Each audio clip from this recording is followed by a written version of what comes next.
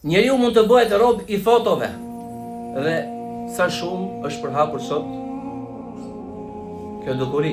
Madje dietarët kanë folur herët për këtë lloj dukurie. Imam Ibn Qayyim në librin e tij Ighathatul Lahfan se njeriu me të vërtetë mund të bëhet rob I pamjeve apo I fotove, I fotografive të sotshme.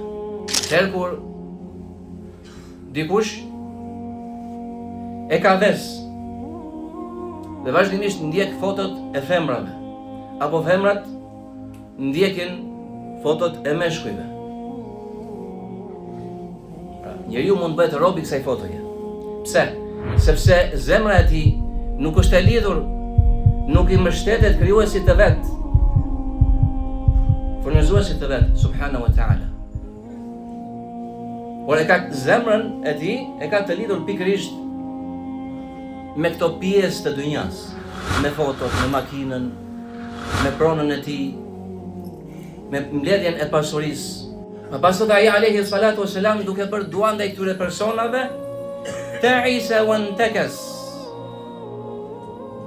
Janë shkatruar apo I shkatruar qoftë.